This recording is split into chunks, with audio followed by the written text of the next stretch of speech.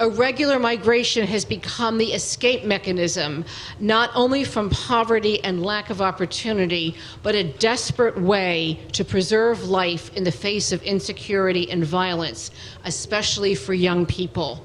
We're focusing today on prevention, namely how do we both prevent and protect young people from entering into irregular migration.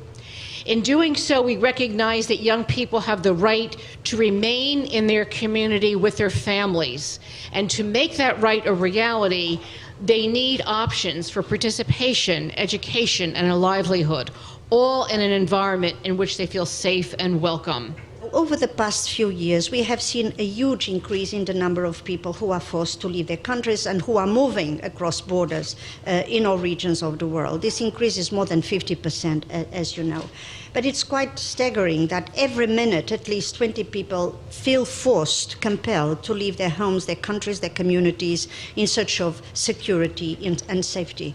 And of course, many of them are children. Between October 2017 and June 2018, more than 37,000 unaccompanied children left Central America and were identified at the US border. So the magnitude of the issue we are dealing with is of course huge, and we need to match this magnitude with the magnitude of action. On average, at least one child is killed per day in Central America countries. But in addition, those who are not killed witness horrific scenes. They see the rape of sisters, they see the killing of parents, they see the forced disappearance of friends, and they never know when they are waiting for the bus at the door of the school if they are going to be the next one. In 2015, the homicide rates in Latin America and the Caribbean was 5 times higher than the global average. The rate is alarming when we consider that every 7 minutes somewhere in the world, an adolescent is killed by an act of violence. And you know, when we did the analysis of this, we found out actually that the adolescent in the Northern Triangle, their life chances was at times worse than an adolescent in Iraq or Afghanistan. And while on the journey, children and their families are apprehended, detained in transit, or upon reaching their destination, some of them only to be returned to their countries of origin. Upon return, they often experience intensified violence, poverty, stigmatization, and social exclusion. But in June 2016, the Government of Canada announced a $12.6 million project to fund the Confio project, seeking to protect children and youth in the Americas and addressing the prevention of irregular migration. And the project has 3 distinct pillars or outcomes, which I'd like to share with you briefly. And it reaches about 250,000 people. One is the strengthening and the use of child protection services in the region. And this means improving child protection services that respond to the needs of children and youth. And by the way, they're also informed by the children and youth. The solutions are informed by them. It's also about increasing employability of youth, learning marketable skills, collaborating with private sector employers, developing life skills, and ultimately building confidence of the young people. The third component, a very interesting component, is the participation and voice, raising the voice of young people in the program. Through this project, Canada supports the transformation of at-risk youth, especially women and girls, from victims, transforming from victims to being actual agents of change in their families, in their community, and in their nation as well. So ChildFund has brought together a group of like-minded organizations, service providers, legal entities, nonprofits that have come together to really think about what's happening and how we can respond. And I really want to raise our consciousness around the Flores Settlement Agreement.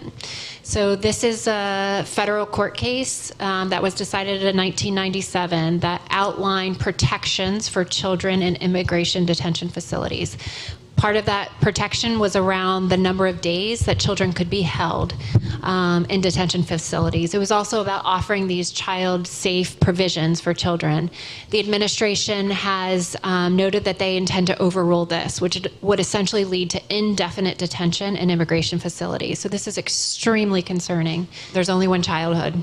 Each child only gets one childhood. And I think, some of the rationale around toxic stress and what happens. And so, I ask all of us here, all of the concerned partners in the room, what are we doing to protect that childhood?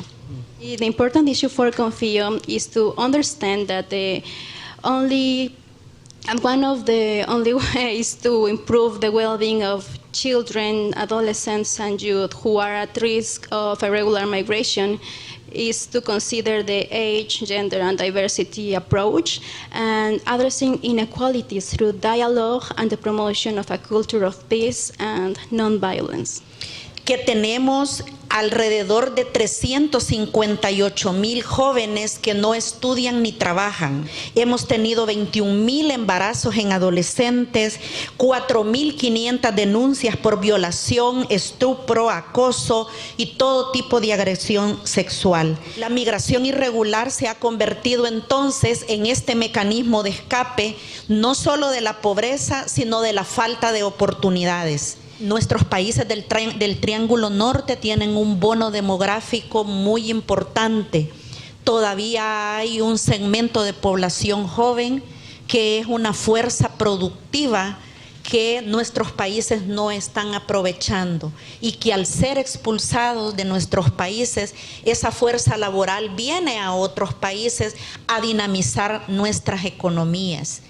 No va a pasar mucho tiempo si no se toman acciones que nuestros países van a envejecer y la fuerza productiva la vamos a tener en otros países. Confío promete ser una iniciativa escalable, no solo porque va a las causas subyacentes de la migración, sino porque los principales protagonistas son los mismos jóvenes. Yo dije antes que es importante, es imperativo que nuestros estados y sus instituciones hagan algo para que la migración sea la última opción. Y nuestro país abogó siempre por mantener el compromiso de garantizar la promoción y protección eficaz de los derechos humanos de los niños, niñas y adolescentes migrantes, tanto acompañados como no acompañados, independientemente de su estatus migratorio, haciendo cumplir lo establecido en la Convención de los Derechos del Niño. I think this meeting again is so timely for us to go re-energize and to feel that we are the majority, that we are together, and we can all help find good solutions. And I'm sure my colleagues will speak about the important interventions to create safe spaces, to have child protection, safe environments for all kids, and for cross-border collaboration to be a reality, and for us all to prevent this dramatic reality. Thank you so much.